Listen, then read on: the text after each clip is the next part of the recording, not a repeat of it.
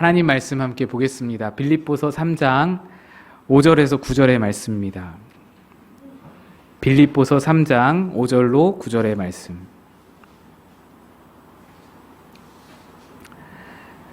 신약성경 320페이지쯤에 있습니다.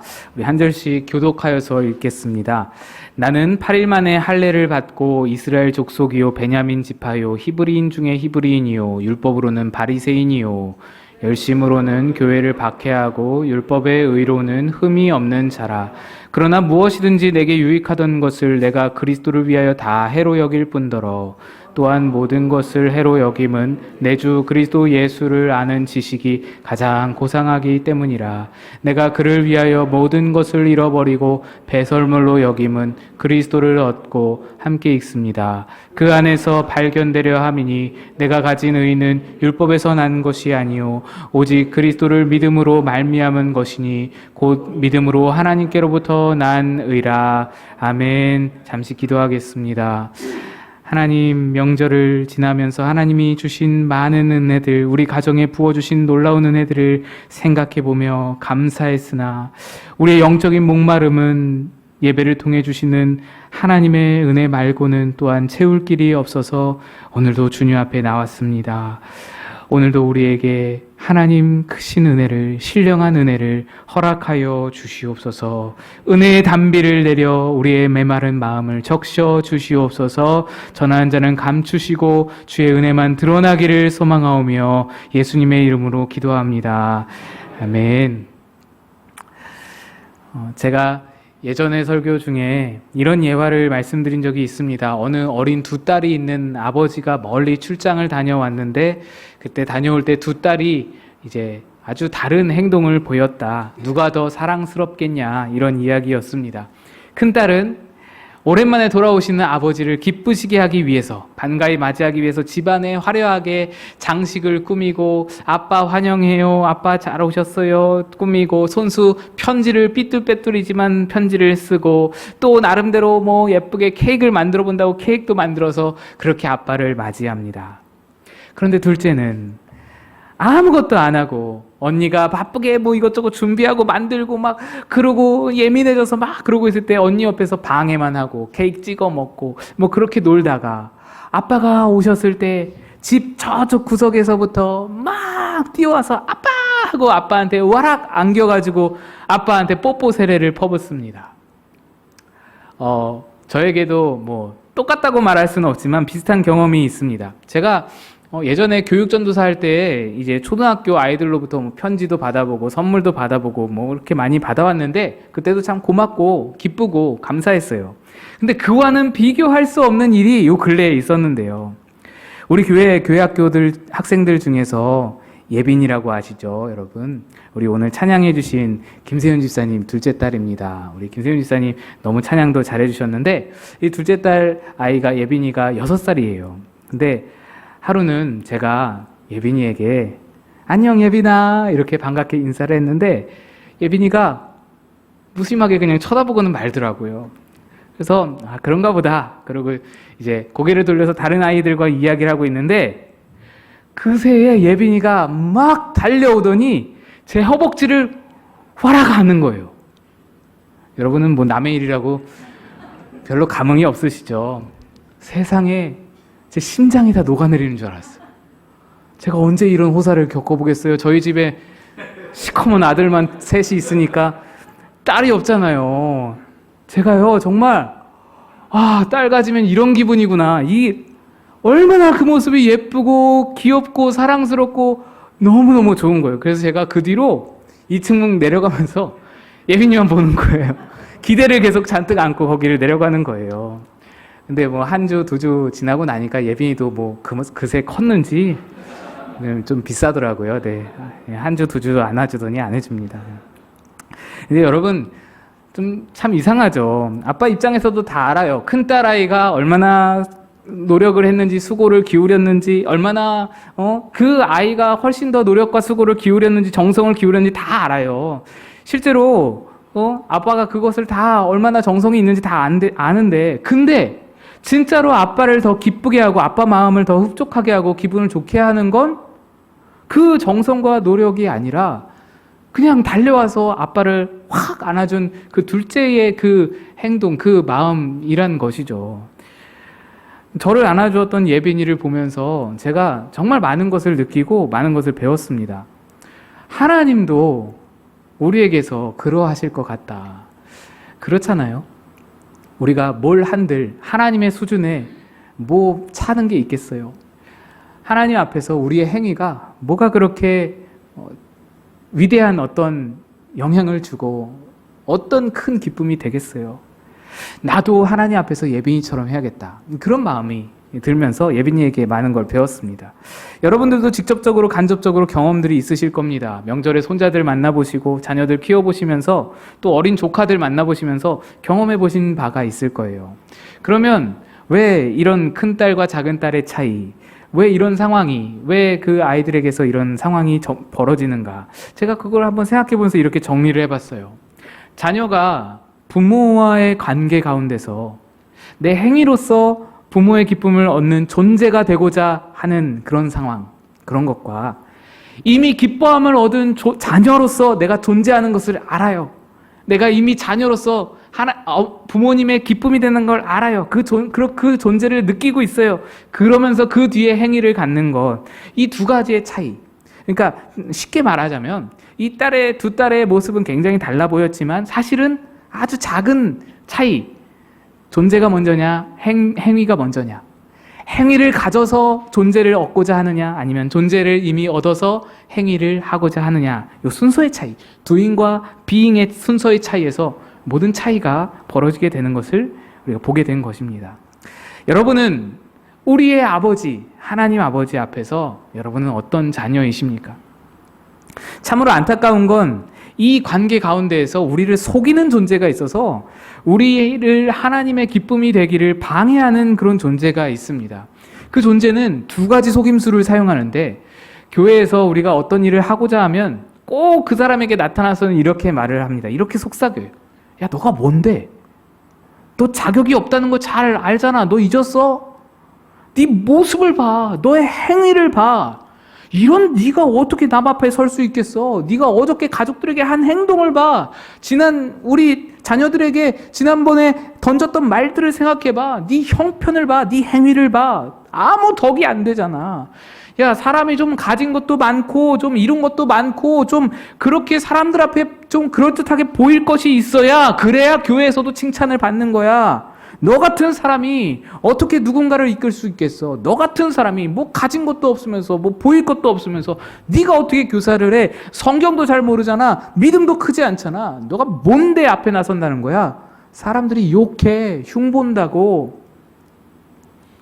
직장에서 하나님의 영광을 드러낸다고, 예수님의 향기를 나타낸다고 웃기지 마. 네가 무슨 자격으로 너의 실체를 봐. 차라리 하나님 안 믿는 척하는 게 도와주는 거야. 차라리 불신자처럼 살아. 철저히 숨기고 살아. 그러면 적어도 너 때문에 교회 욕하는 사람은 없을 거 아니야. 하나님 영광 같은 소리 하지 마. 너는 그럴 만한 행위가 없어. 넌 자격이 없어. 이렇게 속삭인다.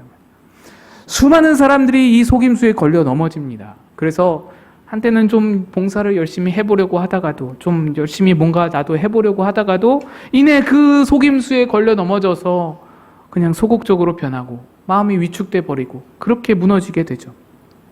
이런 반면에 그 방해꾼은 전혀 다른 반대의 속임수를 우리에게 사용하기도 합니다. 야, 너의 행위는 훌륭해. 너 별로 흠잡을 데가 없구나. 간간히 너에게도 부족함이 보이긴 하지. 사람이니까 완벽할 수는 없지. 그런데 다른 사람들을 봐. 저 사람들에 비하면 너는 완벽에 가까운 거야. 참 재밌지? 삶은 시궁창이면서 교회에서는 그럴듯하게 폼잡는 저 사람들을 봐. 십자가로 구원받는다고 다 똑같은 구원인 줄 아나 봐. 나중에 보자고. 저 사람들을 어떻게 되는지 아마 천국 못 갈걸? 천국은 너같이 치열하게 노력하고 착하게 살고 법 없이도 살 수 있는 그런 사람이 갈 수 있는 거야. 아무렴 저렇게 대충 사는 사람하고 너가 같을 수 있겠어? 저렇게 죄 지을 것 다 짓고 게으르게 살면서 교회 생활, 헌금 생활 엉망진창인 저런 사람이랑 너는 차원이 다른 거야. 하나님이 다 보고 계셔. 넌 칭찬받을 거야. 아주 잘하고 있어. 훌륭해. 너가 최고야. 너는 충분한 자격이 있어. 너의 행위는 충분해. 이 두 가지 속임수. 넌 자격이 없어 라는 것과 넌 자격이 충분해 라는 이 두 가지 속임수는 사실 정반대로 보이지만 사실은 하나의 원리, 하나의 기준으로 이루어져 있습니다. 또 이 사탄이, 이 속이는 자가 참 지능적인 것이 팩트를 가지고 우리를 속인다는 겁니다. 우리에게 자격이 없다는 거, 이거 사실이거든요. 팩트거든요. 내 행위가 부족하다는 거, 팩트입니다. 다 진실이에요. 반박할 수가 없어요. 거짓이 아닙니다. 또 두 번째 속임수도 마찬가지. 진실을 근거로 시작합니다. 남과 비교했을 때 내 행위가 좀 더 있는 거, 그거 사실이거든요. 저 사람들 정말 엉망진창인 거, 그에 비하면 나는 정말 하나님 앞에 거룩하고 잘 살고 있는 거, 착하게 사는 거 맞거든요. 다 진실의 팩트에 근거합니다. 그런데 참 의아하죠. 속인다라는 말은 거짓말을 한다는 건데, 아니 어떻게 진실을 가지고 속이는가? 이거 말이 안 되는 거죠. 자격이 없는 자에게 너 자격이 있어 라고 말해야 속이는 거고, 자격이 있는 자에게 넌 자격이 없어 라고 말해야 그게 속임이지, 없는 자에게 없다고 하고 있는 자에게 있다고 하는데 그게 어떻게 속임입니까? 사실을 말한 것뿐이죠. 그런데 이렇게 생각되는 것 자체도 속임수입니다. 우리는 그 방해꾼의 목적을 들여다볼 수 있어야 합니다. 그는 우리를 한 가지에 집중시킵니다. 바로 행위예요. 행위라는 것 한 가지에 계속 집중을 시켜요. 그 행위라는 것에 집중을 시키면서 다른 것을 보지 못하게 합니다. 어떤 것을 보지 못하게 하나요? 내 정체가 무엇인지, 내 존재가 어떤 존재인지. 행위에 집중을 시키면서 더 중요한 것을 보지 못하게 하는 거예요. 그래서 사실에 근거하여 내 행위라는 그 사실, 그 내 상태를 적나라하게 나에게 보여주면서 이거 봐, 너 이렇잖아, 너 이렇잖아, 이렇게 행위에 집중하게 하는 거예요. 그러면서 망각하게 하는 것이 바로 우리의 존재, 우리의 정체성입니다. 하나님이 나를 어떻게 보시는지를 우리로 잊게 하는 거예요. 내 행위를 부각시키면서 야, 하나님도 네 행위를 보고 있어. 너의 행위를 보고 하나님도 기뻐하실지 안 기뻐하실지를 정하시는 거야. 너의 행위가 중요해. 하나님은 그거에 너도, 하나님도 그걸 보고 계셔. 너도 그걸 봐야 돼. 이렇게 우리의 시선을 글로 몰고 가는 거예요. 방해꾼의 목적은 거기에 있는 거예요. 나의 적나라한 행위라는 그 진실, 반박할 수 없는 그 팩트를 근거로 삼으면서 더 중요한 사실, 더 중요한 팩트, 그럼에도 불구하고 내 행위에도 불구하고 하나님이 나를 어떻게 바라보시는지, 어떻게 사랑하시는지를 완전히 차단해버리고 가려버리는 거예요. 그래서 속임수인 겁니다. 진실을 말한다고 다 진짜 진실이 아닌 거예요. 진실을 통해서 거짓을 말하고 속이고 있는 거예요. 그래서 그는 속이는 자예요. 그래서 그것은 속임수인 것입니다. 우리는 여기에 완전히 속아 넘어가서 내가 뭘 해야만 하나님이 기뻐하신다라고 생각을 합니다. 뭔가를 성취해야만, 뭔가를 이뤄내야만, 뭔가 착한 일을 해야만 하나님이 마음을 흡족해 하신다라고 믿습니다. 그래서 수많은 사람들이 하나님의 인정을 받기 위해서 애를 쓰고 노력을 하고 봉사를 하고 구제를 하고요, 선행을 하고요. 그게 잘 안 되고 좀 힘들고 그러면 어때요? 마음에 두려움이 찾아옵니다. 하나님께 인정받지 못할 두려움이 찾아옵니다. 하나님이 날 사랑하지 않으면 어떡하나 무서워합니다. 하나님이 벌 주시면 어떡하나. 여러분, 이것이 바로 성취의 덫, 행위의 덫이라는 것입니다. 거기에 빠져버리는 거예요. 그래서 삶이 괴로워지는 거예요. 너무너무 자신을 혹독하게 힘들게 자신의 삶을 몰아가게 되는 거예요. 그러나 여러분, 성경이 말하는 바는 전혀 그런 것이 아닙니다. 오늘 본문에서 사도 바울은 자신이 과거에 얼마나 속으면서 살았는지를 고백합니다.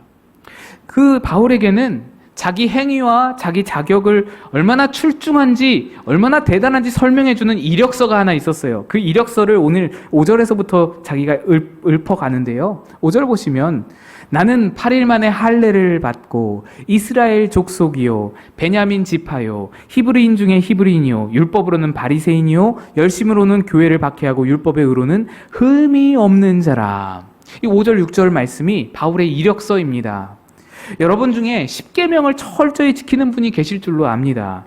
대단한 일이에요. 십계명을 철저히 지키려면 거짓말해서도 안 되고요. 탐심을 가져서도 안 되고요. 하나님보다 높아진 어떤 우상도 만들면 생각하면 안 됩니다. 그래서 십계명을 지킨다는 것은 굉장한 일이고 대단한 일입니다. 그런데 바울이 자신의 이력서에 적어놓은 바리새인이라는 이력은 우리가 흘려들을 만한 것이 아닙니다. 그 종족이 그 소속된 공동체가 바리새인이구나. 그것만 말하는 게 아니에요. 이 바리새인들은 자그마치 613가지의 율법을 철두철미하게 지키는 사람들이었습니다. 그러니까 바울이 스스로 말하는 율법의 의로는 흠이 없는 자, 6절의 이 말씀은요, 613가지 율법을 완벽하게 흠없이 지켰다라는 거예요. 아니, 십계명 지키기도 이렇게 어려운 것인데 613가지나 되는 율법을 흠결 없이 지켰다. 바울이 왜 이렇게 힘들게 지켰는 줄 아세요? 왜 이렇게 혹독하게 살았는 줄 아세요? 왜냐하면 그 이유 딱 하나입니다. 그 613가지를 지키는 그 행위가 하나님을 기쁘시게 하는 줄로 알았거든요.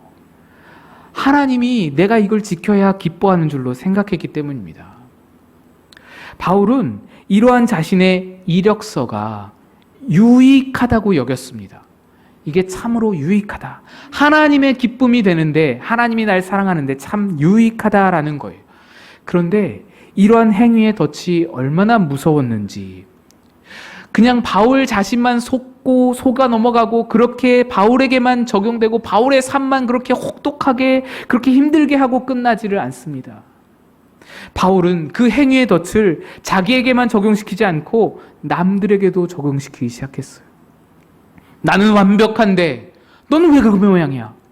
나는 이렇게 완벽한데 너는 왜 그렇지 못해? 판단의 늪에 빠져들어가게 된 것입니다. 6절에서 이렇게 말하죠. 열심으로는 교회를 박해하고. 이 말이 말하는 바가 그거예요. 바울에게는 하나님의 기쁨이 될 수 있는 자기만의 기준이, 근거가 있었어요. 그런데 그 기준을 가지고 다른 사람들에게 들이대 보니 여기 기준에 도달하는 사람이 없는 거예요. 이 기준 근처에도 못 가는 거예요, 다들. 그래서 막 박해하고 비난하고 정죄하고 욕하고 잡아넣고 죽이기까지 하는 그런 일들이 막 일어나기 시작한 겁니다. 그래서 이 바울에게 핍박을 당한 자가 누구입니까? 우리 믿음의 선조인 초대 예루살렘 교회가 박해를 받았고, 그 예루살렘 교회 교인들 중에 스데반 집사님이 처형을 당했고, 또 수많은 초대교회 성도들이 잡혀가고 목숨을 잃고 그랬습니다. 그런데 그 중에서 그 누구보다 내가 가장 큰 박해를 받았다라고 그렇게 증언하는 분이 계세요. 내가 가장 큰 박해를 받았다. 그가 누구이신지 사도행전 9장 4절 5절에 나와 있습니다. 땅에 엎드려져 들음에 소리가 있어 이르시되 사울아 사울아 네가 어찌하여 나를 박해하느냐 하시거늘 대답하되 주여 누구시니까 이르시되 나는 네가 박해하는 예수라. 바울은 하나님을 기쁘시게 할 줄로 알고 이렇게 열심히 했었어요. 하나님을 기쁘시게 할 줄로 알고 나만 율법을 지키는 게 아니라 너도 율법을 지켜야 돼 하면서 판단하고 비난하고 정죄하고 끌어들여서 옥에 가두고 때리고 죽이고까지 하면서 율법을 지키라고 강요하면서 열심히 살며 열심히 행위를 가졌는데 그 모든 일이 하나님의 기쁨은커녕 하나님의 아들 예수님을 박해하는 일이었다라는 결과를 보게 된 겁니다. 바울이 완벽하게 속은 거예요. 속이는 자에게 완전히 당한 겁니다. 바울은 이 예수님의 말씀을 듣고 완전히 충격을 받고 그때부터 변하기 시작하잖아요. 그렇게 변하고 예수님을 만나면서 바울은 그 속임수를 깨우치게 되고 그 행위의 덫에서 빠져나올 수 있게 되었습니다. 행위가 하나님을 기쁘시게 하는 것이 아니구나. 그래서 그 후로 그의 고백은 완전히 달라졌어요. 오늘 본문 7절이 그 이후의 상황을 말해줍니다. 그러나 무엇이든지 내게 유익하던 것을 내가 그리스도를 위하여 다 해로 여길 뿐더러. 바울에게 유익이 뭐였어요? 행위와 자기 자격을 증명해주는 이력서가 유일한 유익이었습니다. 놀라운 유익이었습니다. 그것이 하나님을 기쁘시게 하는 유익이라고 믿었습니다. 그런데 이제는 그게 해가 된다는 거예요. 유익이 아니라 내게 손해가 된다는 거예요. 심지어는 8절에 배설물이라는 표현을 사용합니다. 우리 성경은 이 말을 고상하게 표현해서 배설물이라고 이렇게 예쁘게 번역했으나 바울이 직접 빌립보 교회에 보내는 편지에 적은 실제 단어는 똥이에요. 똥. 더러운 말을 여러분께 말씀드려서 죄송하지만 제가 하는 말이 아니고 바울 사도가 실제로 편지에 쓴 말이 똥입니다. 내 이력서가 하나님을 기쁘시게 하는데 유익인 줄만 알고 그거를 채워오는데 열심히 내 삶을 들이면서 평생을 그 행위를 위해서 살아왔는데 알고 보니 똥이었다는 거예요. 알고 보니 똥덩어리였다는 거예요. 완전히 속았네. 나는 속았다라는 것을 고백하는 겁니다. 그러면 이제 바울에게 진짜 유익은 무엇인가요? 9절이 그것을 말해줍니다. 그 안에서 발견되려 함이니 내가 예수 안에서 어떤 존재인지, 예수가 나를 어떻게 보시는지, 내 정체가 무엇인지 발견되는 것이 중요하다는 거예요. 이어서 이렇게 말합니다. 내가 가진 의는 율법에서 난 것이 아니요 오직 그리스도를 믿음으로 말미암은 것이니 곧 믿음으로 하나님께로부터 난 의라. 내가 가진 의, 하나님이 나를 기뻐하시는 그것은 이제 율법을 행함으로 생성되는 것이 아니라 믿는 자에게, 예수 그리스도의 십자가를 믿는 자에게 하나님이 그냥 부여하시는 기쁨이다. 하나님이 부여하시는 의다. 다시 말해서 십자가의 능력을 믿는 자마다 하나님이 그저 나를 기뻐해 주시는 것이다. 나를 의롭게 여기시는 것이다. 이것은 내 행위에 달린 것이 아니라 하나님께서 나를 어떻게 바라보시느냐에 달린 것이다. 바울이 이 모든 행위를 똥으로 여겼다고 해서요, 여러분 이제부터 행위하지 맙시다, 우리 착하게 살지 맙시다, 우리 아무것도 하지 맙시다, 이런 말씀 드리고자 하는 것이 절대로 아닙니다. 이 놀라운 진리를 깨달은 바울이 그 뒤에 행위가 어떠했는지를 보면 더욱 분명해지는데요, 예수를 만난 이후에 바울에게는 행위가 없었나요? 아니요, 더 있었어요. 더 착하게 살았어요. 더 하나님 앞에 온전케 살았어요. 왜요? 이전의 행위는 하나님 앞에 인정을 받기 위해서 노력하는 행위였어요. 이거 안 하면 큰일 나고, 이거 안 하면 혼나고, 이거 안 하면 두려운, 무서운 그런 행위, 그래서 인정받기 위해서 안달복달하는 그런 쫓기는 듯한, 그런 압박감에 시달린 듯한 행위였으나 이후의 행위는 어때요? 감사해요. 기뻐서, 감격해서 나 같은 죄인을, 사람들 때리고 사람들 옥에 가두고 잡아 가두고 죽이고 하던 나 같은 사람을 아들로 삼아주시고 사랑해 주신다는 그 은혜에 감사해서 감격해서 그때부터 하나님 뜻에 맞게 살고 싶어지는 거예요. 내가 하나님 아들답게 살고 싶어지는 거예요. 이 놀라운 차이가 여기서부터 시작이 이루어지게 된 겁니다. 여러분, 우리 신앙생활의 핵심이 이것입니다. 우리는 더 이상 하나님께 인정받기 위해서 행위를 하는 자가 아니라 하나님이 이미 인정하신 자로서 그 존재를 누림으로써 감사함으로 행위를 갖는 거예요. 행위가 먼저냐 존재가 먼저냐, 이거 정말 미묘한 작은 순서의 차이같이 보이는데 그 결과는 예수님의 기쁨이 되느냐 아니면 예수님을 박해하는 자가 되느냐, 비난하는 자가 되느냐, 예수의 몸된 교회를, 성도들을 비난하고 정죄하는 자가 되느냐로 확연히 차이가 드러나게 되는 것입니다. 요즘 아이들은 중학교 1학년 때까지 학교에서 공식적인 시험이 없습니다. 그래서 저희 집 큰아들이 올해 이제 중학교 2학년이 되었거든요. 그래서 첫 시험을 올 초에 보게 되었어요. 중간고사를. 뭐 학교에서 중학교 1학년 때까지 쪽지 시험 같은 것들은 본 적이 있지만 이렇게 공식적으로 중간고사, 기말고사가 없었습니다. 그래서 올해 처음으로 본 거예요. 이 시험을 보기 전에 이 아들이, 우리 큰아들이 굉장히 자신만만하는 거예요. 학원이나 학교에서 쪽지 시험 같은 거 보면은 결과가 항상 스스로 만족스러웠던 거예요. 그래서 이 처음 보는 중간고사도 별 부담이 없었던 거죠. 자신만만한 거예요. 뭐 똑같겠지. 그래서 그렇게 준비하는 모습을 제가 보았어요. 그런데 중간고사를 치르고 돌아와서는 이 아이가 엉엉 우는 거예요.